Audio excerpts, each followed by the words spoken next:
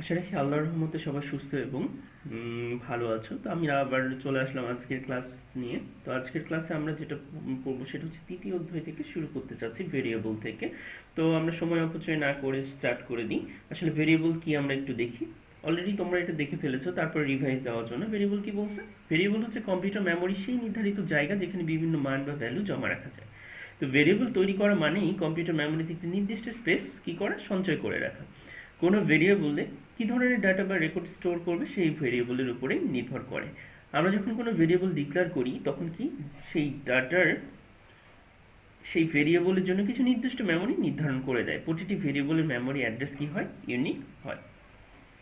তো মেমোরির প্রয়োজনে সেই ভেরিয়েবল তথা সম্পূর্ণ মেমোরি লোকেশন কি করে, ভ্যালু জমা রাখা যায়। আবার প্রয়োজন সময় সেটা কি করতে পারতেছি, আমরা ব্যবহার করতে পারতেছি। তো সেই অনুযায়ী আমরা একটু উদাহরণ দেখি। আমরা যদি এখানে আমাদের কম্পিউটারে ওপেন করে দেখি তাহলে একটু ভালো করে খেয়াল দেখো, আমার এই টোটাল হার্ড ডিস্কটা হচ্ছে কত, 500 জিবি। সো আমি কি করে দিলাম, ওই যে বলছিলাম যে ভেরিয়েবলের অ্যাড্রেস লোকেট করে দিয়েছি। যেমন সি ড্রাইভে 70 জিবি, আমি কোনো কারণে 70 জিবির বেশি এখানে কোনো কারণে এক্সপ্যান্ড করতে পারবো না। ধরো এটা 70 জিবি আমার পূর্ণ হয়ে গেল, এখন যদি দেখায় তোমাকে কি বলবে, হয় কোনো কিছু কি করো, ডিলিট করো, না হলে তোমার কোনো ফাইল তুমি রাখতে পারবে না। আবার দেখো এখানে এক্সটেন্ডেড 131 জিবি, আমি এর বাইরে বা বেশি অতিরিক্ত 132 জিবি কখনো রাখতে পারবো না। সেম অ্যাজ পেন ড্রাইভ, তোমার পেন ড্রাইভ যদি 8 জিবি হয়, 8 জিবির উপরে কোনো ফাইল তুমি রাখতে পারবে না। কারণ কি, তুমি ওই যে নির্দিষ্ট একটা জায়গা তো ওখানে ক্রিয়েট করে রাখছো। তো এখানে একটু খেয়াল করো, ভেরিয়েবলের নাম আমরা একটা উদাহরণ দিয়ে দেখি ভেরিয়েবলের নামটা কিভাবে ডিক্লেয়ার করতে পারি, ভেরিয়েবলের নামটা কিভাবে রিঅ্যারেঞ্জ করতে পারি, ভেরিয়েবলের মানটা কিভাবে পূর্ণ নির্ধারণ করতে পারি। তো আমরা একটু দেখে ফেলি। তো প্রথম অবস্থায় দেখো, এটা তোমার হতে পারে কি, তোমার মোবাইলে দেখা যাচ্ছে ফ্রেন্ড লিস্ট আছে, তার নামও চেঞ্জ করতে পারছো। মানে ভেরিয়েবলের নাম যে কোনো সময় তুমি কি করতে পারো, পূর্ণ নির্ধারণ করতে পারো। সেন্স এখানে দেখো, এখানে কি আছে, মুভি। তো আমি কোনো কারণে এটাকে রিনেম করে দিলাম, তাহলে কি হবে, এটা রিনেম করে দিলাম নাটক। তাহলে এটা কি হবে, তোমাকে কি দেখাবে এখন, আগে কি ছিল, মুভি, কিন্তু এখন কি, নাটক। তাহলে আগের ফাইলটা কি দেখাবে, তোমাকে দেখানো সম্ভব না। সেম অ্যাজ তোমার ফ্রেন্ডের নাম কি আছে, রফিক, তুমি রফিক বাদ দিয়ে এখন কি করলা, রফিক আলম করে দিলা। তাহলে কি হচ্ছে, ভেরিয়েবলের মানটা তুমি কি করে ফেললা, পূর্ণ নির্ধারণ করলা।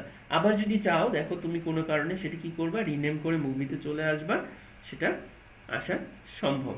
তো আমরা কি করলাম, আবার মুভিতে চলে আসলাম। তো এইভাবেই ভেরিয়েবলের মানগুলো আমরা কি করতে পারি, নির্ধারণ করতে পারি, পূর্ণ নির্ধারণ করতে পারি। তো আমরা একটু বাস্তব উদাহরণগুলোতে যাব একটু পরে।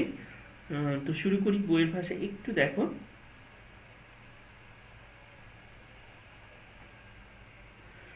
তো আমরা এখানে কিছু জিনিস ভেরিয়েবলের মান নির্ধারণ, তো আমরা এখানে একটু দেখি ভেরিয়েবলের মানগুলো আমরা কিভাবে নির্ধারণ করতেছি।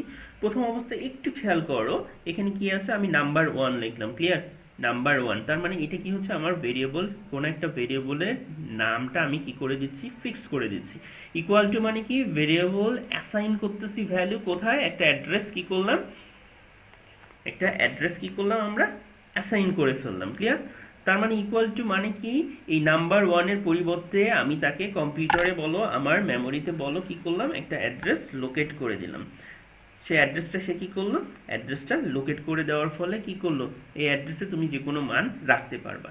এখন দেখো, যখন অ্যাড্রেসটার মান আমার অ্যাড্রেসিং করা শেষ হয়েছে, এরপরে কি হচ্ছে, আমি এখানে 10 দিলাম, মানে কি আমার একটা ভ্যালু আমি তাকে কি করলাম, অ্যাসাইন করলাম।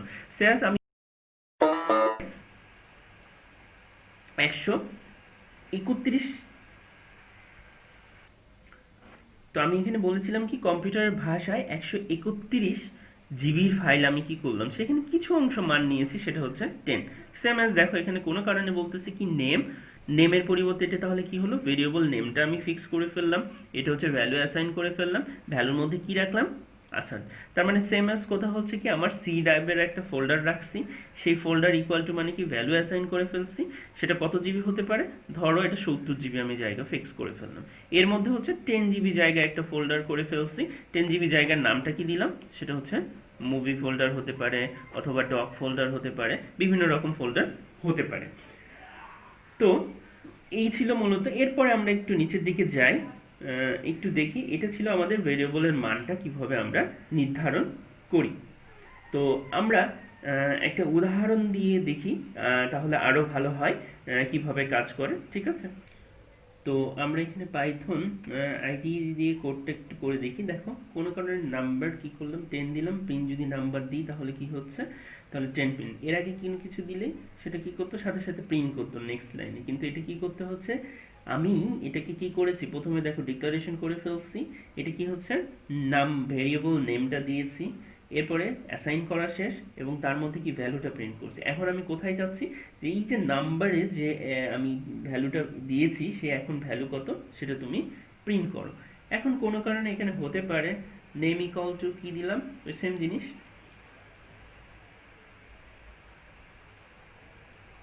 আসাদ প্রিন্ট। এখানে দেখো যদি আমি নেম দিই তাহলে কি আসবে, আচ্ছা। তাহলে এইভাবে কোনো কিছু ভেরিয়েবলের নামটা কি করতে পারতেছি, আমরা ডিক্লারেশন করতে পারতেছি। এটাই ছিল হচ্ছে ভেরিয়েবলের মানটা কিভাবে আমরা নির্ধারণ করি সেটা। আবার এখানে কিছু জিনিস উদাহরণ আমরা যদি দেখি, দেখো এখানে কিছু আসছে যে আমরা কিছু জিনিস দেখতে পারি। এখানে প্রিন্ট কোনো কারণে দিলাম প্রিন্ট, প্রিন্ট ধরো নাম ইন্টু 2, তাহলে কি আসলো দেখছো, যে আমি ভেরিয়েবলের নেম আগেই ডিক্লারেশন করছি, সেটাকে কি করছি 2 দিয়ে গুণ করলাম। সেম জিনিস যদি আমরা এখানে প্লাস যদি 2 দিই, তাহলে এখানে যদি প্লাস 2 দিই তাহলে কি আসবে একটু দেখো, তাহলে 12। এই হচ্ছে আমরা ভেরিয়েবলের নামগুলো কি করলাম, কিভাবে ডিক্লেয়ার করা যায় সেই জিনিসগুলো দেখতেছি। এরপরে আসি আমরা ভেরিয়েবলের মানটা কিভাবে পূর্ণ নির্ধারণ করা যায়। একটু আগে দেখো যেটা হচ্ছে আমরা এখানে কি করলাম, এখানে যদি আমি x ইকুয়াল টু 100 দিই, হ্যাঁ, তাহলে দেখো প্রিন্ট x, তাহলে কি করবে, x এর ভ্যালু আমাকে কত দিল 100। এখন ভেরিয়েবলের মানটা এখন পূর্ণ নির্ধারণটা আমরা কিভাবে করব, এখানে দেখো x এর মানটা যদি আমি এখানে আগে কি ছিল, যে তোমার নাম মাহি ছিল, মাহির জায়গায় আমি এখন মাহি আলম দিব, তার মানে 100 ছিল 112 করে দিলাম। ক্লিয়ার? এবার যদি আমি প্রিন্ট x দিই তাহলে কি আসবে দেখো, তাহলে 112 আসলো। তাহলে এটা হচ্ছে ভেরিয়েবলের মানটা আমরা কিভাবে নির্ধারণ করে থাকি সেই জিনিস। আশা রাখি এটা ক্লিয়ার হয়ে গেছে। তো আমরা পরবর্তী ধাপগুলোতে একটু যাই। পাইথনে ভেরিয়েবলের নামকরণের কিছু রুলস আছে, একটু ভালো করে এটা দেখবা। ভেরিয়েবলের নামের মধ্যে কোনো খালি জায়গা বা স্পেস ব্যবহার করা যাবে না। ভেরিয়েবলের ক্ষেত্রে প্রথম অক্ষর অবশ্যই কি অ্যালফাবেটিক লেটার হতে হবে। তো এই চিহ্নগুলো তোমরা একটু দেখে রাখবা। তো আমরা কিছু জিনিস এখানে দেখব, একাধিকের ভেরিয়েবলের মান কিভাবে আমরা নির্ধারণ করে রাখি। একাধিক ভেরিয়েবলের মানটা আমরা কিভাবে নির্ধারণ করব এটা একটু দেখে রাখি। খুব ইম্পর্টেন্ট একটা জিনিস, ছোট প্রশ্ন আসতে পারে 1 বা 2 মার্কের জন্য। তো আমরা একটু দেখি, এটা একটু দেখি। তো এখানে দেখো a equal to b equal to c equal to 10, clear? এটা আমরা দিয়ে ফেলছি। তো এখানে যদি প্রিন্ট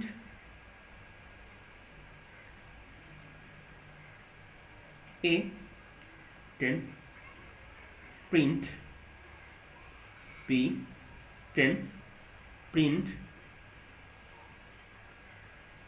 c, তাহলে কি আসবে, তাহলে দেখো একাধিক ভেরিয়েবলে মানে আমি এক জায়গায় লিখলাম, একটু ভালো করে খেয়াল করে দেখো a b c তিনটার ভ্যালু এক জায়গায় লিখলাম, অথচ প্রিন্ট করলাম কি তিনটার ভ্যালু যদি প্রিন্ট করি দেখো সেম ভ্যালুটাই প্রিন্ট করতেছে। তাহলে এটা হচ্ছে আমার একাধিক ভেরিয়েবলের মান কিভাবে আমরা নির্ধারণ করি সেটা। আশা রাখি বুঝে ফেলছো।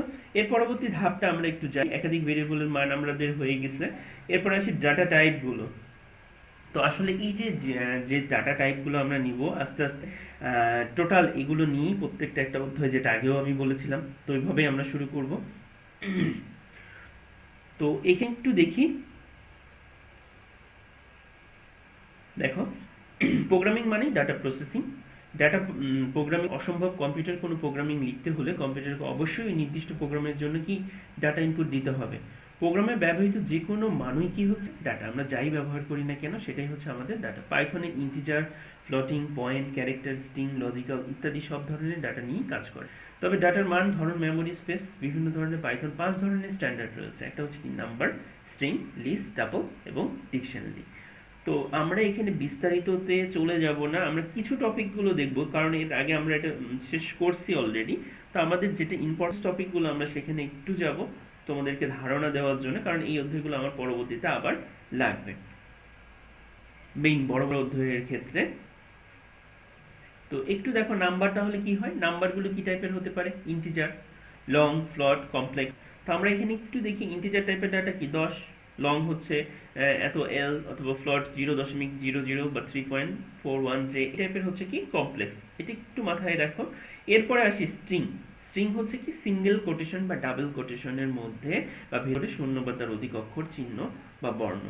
তাহলে দেখো আমি এই যে এখানে কিছুক্ষণ আগে একটা উদাহরণ দেখিয়েছি, যেটা হচ্ছে এই যে single quotation, double quotation, third quotation. তাহলে স্ট্রিং এটা হচ্ছে কি একটা স্ট্রিং।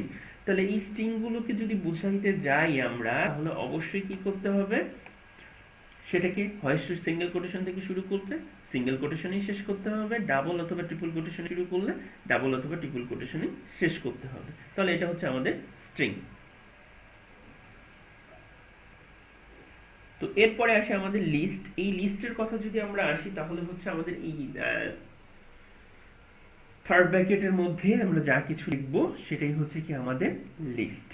বাজারের লিস্ট মানে সব কিছুই থাকবে আর কি, তরি তরকারি থেকে গ্রোসারিজ থেকে সব কিছুই। এটা হচ্ছে আমাদের লিস্ট। এরপরে আসি টাপল। অবশ্যই এটা ফার্স্ট ব্র্যাকেটের মধ্যে বসবে, এটাকে বলা হচ্ছে টাপল। তো এখান থেকে খুব সুন্দর একটা পার্থক্য আছে, লিস্ট এবং টাপলের মধ্যে পার্থক্য কি একটু ভালো করে দেখবা। হ্যাঁ, লিস্ট এবং টাপলের মধ্যে পার্থক্য কি একটু ভালো করে এটা দেখবা। টাপল এবং লিস্টে দুইটি পার্থক্য, টাপল প্যারেনথেসিস ব্যবহার করা হয় আর লিস্টে কার্লি ব্র্যাকেট ব্যবহার করা হয়। এছাড়া টাপলের মান পরিবর্তন করা যায় না। দেখো টাপলে কি করতে পারো না, মান কোনো পরিবর্তন করতে পারবে না, কিন্তু লিস্টে যে কোনো সময় আপডেট করতে পারবে, যেটা আমরা পরবর্তী উদাহরণে দেখব। এর পরবর্তী অধ্যায়ে আমরা একটু যাই, সেটা হচ্ছে স্ট্রিং নিয়ে আমরা একটু কাজ করব। তো স্ট্রিং এ সংক্ষিপ্ত কিছু বিষয় আমরা এখানে দেখব। তো শুরু করি। দেখো স্ট্রিং কি বলছে, স্ট্রিং হচ্ছে একাধিক ক্যারেক্টার, বর্ণ, চিহ্ন বা সিকোয়েন্স বা কনস্ট্যান্ট অর্থাৎ ভেরিয়েবল হতে পারে, অথবা সিঙ্গেল কোটেশন বা ডাবল কোটেশন ভেতর যাই থাকুক না কেন তাকে স্ট্রিং বলা হয়। পাইথনে দুইভাবে স্ট্রিং ডিক্লেয়ার করা যায়, একটা সিঙ্গেল কোটেশন দিয়ে, তবে শর্ত হলো এই কোটেশন দিয়ে শুরু হবে, যেটা কিছুক্ষণ আগে বললাম, অলরেডি আমরা এটা দেখে ফেলছি কিভাবে সিঙ্গেল কোটেশন দিয়ে ডিক্লেয়ার করতে হয়। তাহলে একটু দেখো, str string equal to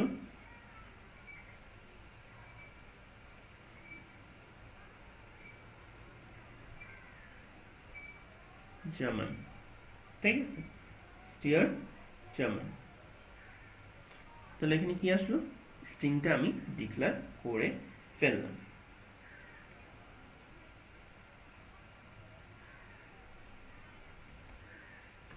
দেখো তাহলে str লিখে যখন আমি ডিক্লেয়ার দিলাম এখানে, তাহলে কি বললো, স্ট্রিং এর মধ্যে কি আছে সেটা বলে দিল জার্মান। তো এর পরবর্তী একটু আসি আমরা, এটা হচ্ছে আমাদের সিঙ্গেল কোটেশন দিয়ে অথবা ডাবল কোটেশন দিয়ে যে কোনো সময় দিয়ে আমরা করতে পারি, একই উদাহরণ। তো আমাদের আরেকটা জিনিস ইম্পর্টেন্স একটা জিনিস লাগবে, যেটা হচ্ছে স্ট্রিং এর মান প্রদর্শন, আপডেটিং। অবশ্যই এটা লাগবে, এটা আমি খুব ভালোভাবে দেখাইছি। তো আবার একটু মনে করাই দেওয়ার জন্য, কারণ নষ্ট মধ্যে হয়ে যাইতেই লাগলে আমার এই জিনিসগুলো আবার লাগবে, সো এই জন্য আবার পুনরায় আমরা এখানে একটু দেখি স্ট্রিং এর মান প্রদর্শন আপডেটিং কিভাবে করব। স্ট্রিং এর ভ্যালু অ্যাক্সেসের ক্ষেত্রে ইন্ডেক্স খুবই গুরুত্বপূর্ণ, যেটা আমরা অলরেডি দেখে ফেলেছি, হয়তোবা অনেকের মনে আছে হয়তোবা মনে নেই। তারপরে আমরা একটু শুরু করে দিই। দেখো আমি এখানে কিছুই লিখি নাই, পাইথন প্রক নামে একটা মেসেজ আমি দিলাম, বা স্ট্রিং বা যেটাকে বলা হয় স্ট্রিং আমি নিয়েছি, সেটা হচ্ছে পাইথন প্রক নামে। তো এখানে একটু দেখো, যদি পজিটিভ ইন্ডেক্সিং আমরা শুরু করি, সেটা কি কোথায় থেকে শুরু করি, 0 থেকে শুরু করি, এবং 0 থেকে লেফট থেকে শুরু, 0 থেকে শুরু হয়। দেখো ডান সাইডে আমরা চলে যাচ্ছি, এর ইন্ডেক্সিং করার সময় ডান সাইড করে এক এক করে কি করতেছে, বাড়তেছে। এবং এটা এখানে খেয়াল করো, যদি এখানে স্পেস থাকে, আমি কি করছি, স্পেসের পরিবর্তেও কিন্তু একটা ইন্ডেক্সিং এর মান হবে। এবার খেয়াল করো, নেগেটিভ ইন্ডেক্সিংটা শুরু হচ্ছে কোথায়, লেফট হ্যান্ড থেকে, এবং সেটা শুরু হবে কত, -1 থেকে শুরু করে আপ টু যতটুকু পর্যন্ত যায়। এই হচ্ছে আমাদের ইন্ডেক্সিংগুলো। এইভাবে আমরা ইন্ডেক্সিং মূলত শুরু করি, যেটা আমরা অলরেডি দেখে ফেলেছি। তো এবার আসি আমরা কিছু একটা ছোট্ট একটা প্রোগ্রামে আমরা আসি, দেখি কিভাবে কাজ করে। একটু খেয়াল করে দেখো, আমি এখানে একটা স্ট্রিং নিলাম, সেটা হচ্ছে পাইথন পথন বা এরকম কিছু হয়ে গেছে। তো আমি এটা একটু টাইপিং মিস্টেক, তারপরে আমি এটা একই জিনিস, সমস্যা নেই। ফোটন নামে আমি একটা কি নিলাম, স্ট্রিং নিলাম। তাহলে এই স্ট্রিংয়ে দেখো প্রথম অবস্থায় কি হচ্ছে, যখন আমি ইন্ডেক্সিং করলাম x0, তাহলে সে কি করে দিল, p বের করে দিল। এখন যদি আমি এখানে দেখো x0-র পরিবর্তে x কি করি 5 দিই, তাহলে কি করে দিবে, x5 এর যে ইন্ডেক্সিং আছে সেটা আমাকে কি করে দিচ্ছে, প্রিন্ট করে দিচ্ছে। এখন কোনো কারণে আমি যদি পাইথনে ইন্ডেক্সিংটা এইভাবে করি, দেখো ছোট্ট একটা কোডের মাধ্যমে আমরা একটু শুরু করি, সবচেয়ে ভালো হয় এইটাই। এটা 1, দেখো 1-এর আগ পর্যন্ত যেটা আছে, মানে জিরো ইন্ডেক্সিং এ যেটা আছে সেটা আমাকে কি করে দিল, পি পিন করে দিল। এরপরে ইন্ডেক্সিংটা আমরা যদি এইভাবে করি, দেখো এখানে যদি 1 থেকে যাচ্ছে, কতই যাবে, আমরা 3-তে যাব, তাহলে কত প্রিন্ট করবে, দেখো 1 থেকে 3, 3-এর আগ পর্যন্ত, মানে কত হচ্ছে n-1 পর্যন্ত, মানে 2 পর্যন্ত যাবে। দেখো 0 1 2, তাহলে কত পর্যন্ত আসছে, 1 থেকে শুরু হবে, 1 এর পর থেকে শুরু হবে, দেখো 1 থেকে শুরু হচ্ছে, তাহলে 1 এ কি আছে h, এবং 2 নম্বরে কি t, 3 নম্বরে h, কিন্তু h-টা নেবে না, তাহলে কি আসলো, শুধুমাত্র h এবং t আসলো। তো কোনো কারণে দেখো আমরা যদি একটু নেগেটিভ ইন্ডেক্সিং এ যাই, এতক্ষণ ইন্ডেক্সিং অনেক কিছুই দেখলাম, ধরো কোনো কারণে আমি নেগেটিভ ইন্ডেক্সিং এ যাচ্ছি, সেটা হচ্ছে -2 পর্যন্ত যাচ্ছি, তাহলে কি আসে, দেখো -2 থেকে শুরু হচ্ছে, বাকি নেগেটিভ ইন্ডেক্সিং কি হচ্ছে, p h t n, দেখো এখানে কি হচ্ছে 2 থেকে p h t h, দেখো -1 -2, তার মানে -2 এর আগে পর্যন্ত কি আছে, p h t h, এটা কি করবে, আমাকে প্রিন্ট করে দিবে। তাহলে আশা রাখি এটা মোটামুটি সবার ক্লিয়ার হয়ে গেছে। তো এর পরবর্তীতে যে অংশটুকু আমরা যাব, অলরেডি এটা আমাদের দেখা শেষ, মোটামুটি ক্লিয়ার। যদি কারো না হয় অবশ্যই আমাকে বলবা, আমি আবার এটা দেখাই দিব। তো কিছু জিনিস আছে আমরা একটু অলরেডি পাইথনে করে ফেললাম, যে কিভাবে মানগুলো আমরা আপডেটিং, দেখো কোন স্ট্রিং এর সাথে কোন ভেরিয়েবল অ্যাসাইন স্ট্রিংকে আপডেট করা যায়, যেমন variable hello world print updated string, এটা এটা অলরেডি আমরা দেখে ফেলছি। এরপর আসে স্কেপ ক্যারেক্টার কাকে বলা হয়। আউটপুট, ছোট্ট একটা প্রশ্ন, 1 মার্কের জন্য এটা আসতে পারে। আউটপুট দৃষ্টিনন্দন, পরিচ্ছন্ন এবং স্পষ্টভাবে স্ক্রিনে প্রদর্শন করার জন্য ব্যাকস্ল্যাশ ব্যবহার করে কতগুলো বিশেষ ক্যারেক্টার ব্যবহার করা হয়। এই ধরনের ব্যাকস্ল্যাশ ক্যারেক্টার কনস্ট্যান্টকে অ্যাকসেপ্টকে কি বলা হয়, এক্সেপ্ট ক্যারেক্টার বলা হয়, যেটা পারে। এগুলোকে মূলত আমাদের কি হচ্ছে, স্কেপ ক্যারেক্টার, এগুলো একটু মাথায় রাখবা। তো এরপরে আসি আমরা স্কেপ ক্যারেক্টার রয়্যাল স্ট্রিং, খুব ইম্পর্টেন্স একটা জিনিস এখানে আমাদের, রয়্যাল স্ট্রিংটা খুব ইম্পর্টেন্স একটা জিনিস, বারবার এটা আসে, রয়্যাল স্ট্রিংটা কিভাবে কাজ করে বা কি না কি, এটা আমরা একটু দেখব। যে রয়্যাল স্ট্রিং কি, স্পেস সিকোয়েন্সে কিছু ক্যারেক্টার আছে যাদের নিয়ে পাইথন কাজ করতে গেলে কি হয়, সমস্যায় পড়ে। যেমন কিছু ইরোর আছে, যেটা আমরা একটু দেখে রাখি যে কি ইরোরগুলো, একটু খেয়াল করে দেখো এখানে কোনো কারণে আমি পাইথনের রয়্যাল স্ট্রিং কি কিছু জিনিস, যেমন হচ্ছে নেম, অ্যাড্রেস, বার্থ ডেট, এই টাইপের যদি কোনো কিছু আমি প্রিন্ট করতে চাই বা লিখতে চাই, পাইথনে কিছু ইরোর আসে। যেমন দেখলাম, দেখো S1 দেখলো, S1-এ দেখুন এগুলো কি আসার কথা আলাদা, কিন্তু দেখো তো নেমের জায়গায় কি আসছে, AME, অ্যাড্রেসের জায়গায় DDRES, আর ডেটের জায়গায়, বার্থ ডেটের জায়গায় শুধুমাত্র ডেট আসলো। তাহলে এই ইরোরগুলোকে আমরা অবশ্যই কি করতে পারি, রিমুভ করতে পারি। কিভাবে রিমুভ করতে পারি, যে সামনে শুধুমাত্র একটা আর যদি বসায় দিই তাহলে সেটা আমাকে দেখাবে, সেটা আমরা একটু দেখি কিভাবে। তো দেখো এখানে শুধুমাত্র কি করলাম, আমরা সামনে শুধুমাত্র একটা আর দিয়েছি, দেখো সেম জিনিসই কি প্রিন্ট করেছে, কিন্তু আগের ক্ষেত্রে কি ছিল, সেম জিনিস কিন্তু প্রিন্ট করে নাই। ক্লিয়ার, আগের বার কিন্তু সেম জিনিস এখানে প্রিন্ট করে নাই, এবার কিন্তু সেটা প্রিন্ট করেছে। তো এইটা রিমুভ করার জন্য আমাদের সামনে যে আরটা বসে সেটাকে বলা হচ্ছে কি, র স্ট্রিং। তো এরপরে স্ট্রিং ফরম্যাটিং অপারেটরগুলো আমরা এখান থেকে কিছু জিনিস দেখব। কনক্যাটিনেশন অপারেশনগুলো আমরা একটু দেখব, ছোটখাটো কিছু অপারেশন আছে, সেই অপারেশনগুলো আমরা এখানে দেখব। কনক্যাটিনেশন মানে কি, দুটোর মধ্যে যোগ করা। তো দেখো আমরা কিভাবে এটা যোগ করি।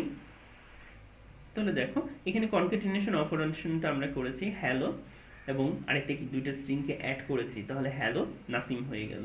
তাহলে এই অপশনটুকু বলা হচ্ছে কি, কনক্যাটিনেশন অপারেশন। তো এরপরে আসি আমরা কনক্যাটিনেশন অপারেশন, আমাদের শেষ, মানে দুইটা স্ট্রিংকে আমরা যোগ করতেছি, সেটাকে বলা হচ্ছে কনক্যাটিনেশন। দেখো এখানে আরো কিছু জিনিস আছে, যেটা হচ্ছে 2+2। এই জিনিসটা খুব ইম্পর্টেন্স একটা জিনিস, যে কি হয় আমরা একটু দেখি যে এখানে 2+2টা কি হচ্ছে। 2+2 কিন্তু 4 না, ক্লিয়ার? 2+2 যদি আমরা দেই কি আসে একটু দেখি, দেখো 2 এবার এখানে যদি 2+3 দিই তাহলে কি আসে 2 3। তাহলে 2 এবং 3 কখনো কি 5 না, তার মানে কনক্যাটিনেশনটা কি হচ্ছে, পার্শ্ববর্তী যা পাবে সেটাকে সে যোগ করে নিবে। যোগ করে মানে এই না, দুটাকে যোগ করে ভ্যালু অ্যাড করবে, শুধুমাত্র পাশের জনকে কি করবে, সে অ্যাড করে নেবে।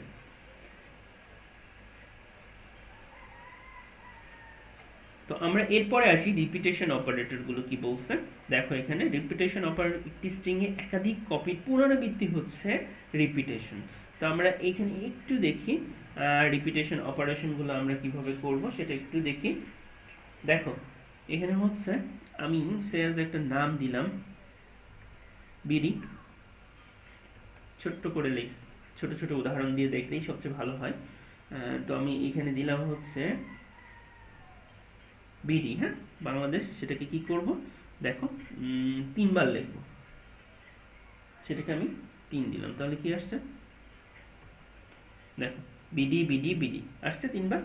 তার মানে এই ধরনের অপারেশনগুলোকে বলা হচ্ছে রিপিটেশন, বারবার তুমি রিপিট করতেছো। তাহলে দেখো আমি আরেকটা জিনিস একটু দেখাই, 4 এটাকে যদি রিপিট করি, এটা কি 5, তাহলে কি আসছে। এবার খেয়াল করে দেখো, তুমি এই 5কে, তার মানে যার মধ্যে স্ট্রিং থাকতেছে সেইটাকে তুমি কয়বার করতেছো, 4 বার, তার মানে কয়বার আসলো, 4 বার। এই ধরনের অপারেশনগুলো বলা হচ্ছে রিপিটেশন অপারেশন। এরপরে আসি আমরা সবচেয়ে সহজতম এবং ইম্পর্টেন্টতম একটা জিনিস, সেটা হচ্ছে কি মেম্বারশিপ অপারেশন। মেম্বারশিপ অপারেশনগুলো একটু দেখি, মানে এর মেম্বারের অধিকারী কি না। তা আমি একটু দেখি, আমরা প্রথমে দেখো বাংলাদেশ নিয়েই করি, ঠিক আছে, আমরা মেম্বারশিপ অপারেশন নিয়ে বাংলাদেশ নিয়েই করব। একটু দেখি কাজ কি করে। সেম এস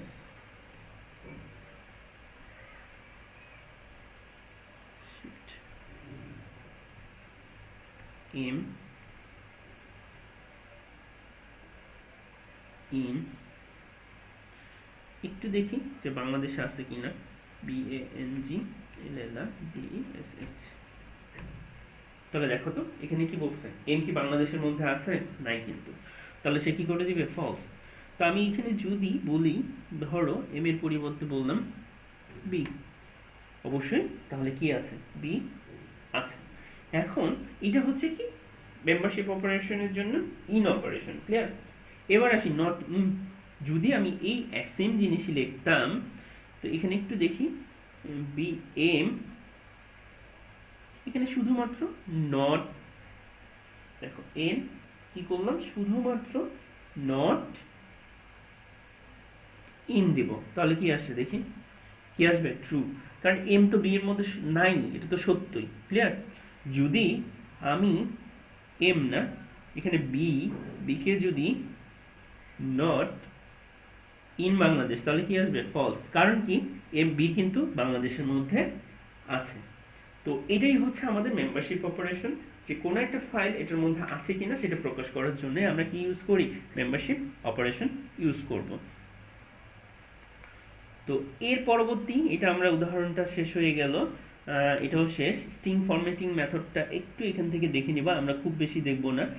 যেমন হচ্ছে a equal to Python print Maithon programme is a, তো এটা একটু প্রিন্ট কিভাবে করে অলরেডি আমরা এটা দেখে ফেলছি। এক্স এত প্রিন্ট এক্স, ক্লিয়ার? যদি আমরা এটা পাইথন বিভিন্ন রকম, দেখো এখানে কি বলছে, ফ্লট টাইপের প্রিন্ট এক্স, তো ফ্লট টাইপের, যদি এখানে ফ্লট টাইপের চাইছে, এটা ফ্লট টাইপেরই প্রিন্ট করছে। আবারও ফ্লট 3 ধাপ, মানে 3 ঘর পর্যন্ত সেটা প্রিন্ট করবে, এবং এটা কি 4 ঘর পর্যন্ত ফ্লটিং এর নাম্বার প্রিন্ট করবে। তো এই হচ্ছে আমাদের হচ্ছে এরপরে আসি আমরা ইন্ডেক্সিং। অলরেডি আমরা ইন্ডেক্সিং একটা পার্থক্যই দেখে ফেলছি, তো এটা হয়তো বা সেকেন্ড টাইম যাব না। স্লাইসিং অলরেডি কিছুক্ষণ আগে একটা উদাহরণ দিয়ে আমরা স্লাইসিং গুলো করে ফেললাম। মনে আছে প্রথম উদাহরণটা? একটু খেয়াল করো। আমরা এই যে এই কাজগুলো যেটা করেছি, যেটা হচ্ছে পাইথন কি বলছে দেখো, পাইথন পথন পথন যেটা করছি এটাকে বলা হচ্ছে ইন্ডেক্সিং। আর এই যে স্লাইসিং বিভিন্নভাবে, এই পর্যন্ত ছিল কি ইন্ডেক্সিং, x5 পর্যন্ত ইন্ডেক্সিং, x1 পর্যন্ত ইন্ডেক্সিং, এর পরবর্তী x.1, x13, x.-2 এগুলো কি হচ্ছে স্লাইসিং। ক্লিয়ার? অলরেডি আমরা এই টপিকগুলো শেষ করে ফেলছি, কিভাবে স্লাইসিং করা যায়। হ্যাঁ, সেগুলো আমাদের অলরেডি করা শেষ। তো আজকের ক্লাস এই পর্যন্তই। এর পরবর্তীতে আমরা পঞ্চম এবং ষষ্ঠ অধ্যায় নিয়ে কাজ করব। সেক্ষেত্রে আশা রাখি সবাই ভালো থাকবো। আবার দেখা হবে। আল্লাহ হাফেজ।